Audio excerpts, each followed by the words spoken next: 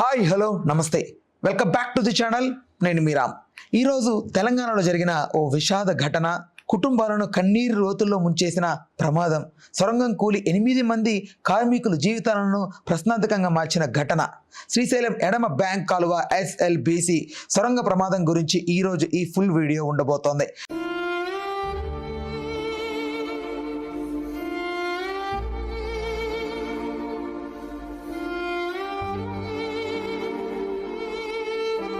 ఫిబ్రవరి 22, 2025 మొన్నే ఇది మర్చిపోలేని రోజుగా మారింది. నాగర్ కర్నూలు జిల్లాలోని శ్రీశైలం ఎడమ బ్యాంక్ కాలువ SLBC ప్రాజెక్ట్ సొరంగంలో జరిగిన ఘోర ప్రమాదం రాష్ట్ర వ్యాప్తంగా కలిచివేసింది. ఈ ప్రమాదం అసలు ఎలా జరిగింది? శ్రీశైలం జలాశయం నుండి నల్గొండ జిల్లాకు సాగునీరు అందించేందుకు 44 కిలోమీటర్ల పొడవైన సొరంగ నిర్మాణం కొనసాగుతోంది.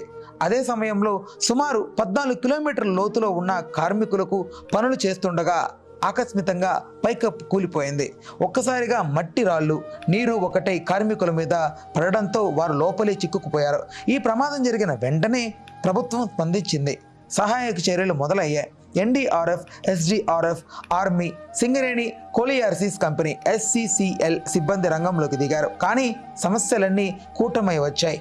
రక్షణ బృందాలు 13.5 కిలోమీటర్ల వరకు వెళ్ళగలిగాయి. కానీ మట్టి పెళ్ళలు, నీటి చేరులు కారణంగా ముందుకు సాగడం కష్టమైంది. చిక్కుకున్న 8 మంది కార్మికులలో 4 జార్ఖండ్కు చెందినవారు. వారి కుటుంబాలు విలిపిస్తున్నాయి. నా భర్త క్షేమంగా తిరిగి వస్తాడా, మా పిల్లలకు తండ్రిని మళ్ళీ చూడగలమా అంటూ కన్నీళ్లు పెట్టుకుంటున్నారు.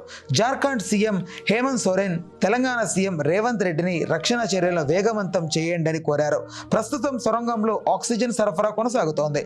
నీటిని బయటకు పంపే ప్రయత్నాలు జరుగుతున్నాయి. కానీ చిక్కుకున్న కార్మికులతో ఇంకా సంబంధం ఏర్పడలేదు. వారి పేర్లు పిలిచినా స్పందన రావట్లేదు.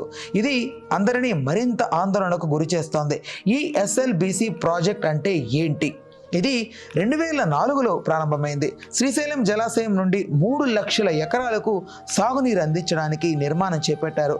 కానీ అనేక కారణాల వల్ల ఇది ఆలస్యమైంది. ఈ ప్రాజెక్టు ద్వారా ఫ్లోరైడ్ ప్రభావిత గ్రామాలకు త్రాగునీరు కూడా అందించాలనుకున్నారు. కానీ ఇప్పుడు ఈ ప్రమాదం కారణంగా ప్రాజెక్ట్ ఆగిపోయింది. ఇప్పుడు అందరూ ఒకటే కోరుకుంటున్నారు, ఆ 8 మంది కార్మికులు సురక్షితంగా బయటకు రావాలని. అధికారులు అన్ని మార్గాల్లో ప్రయత్నిస్తున్నారు.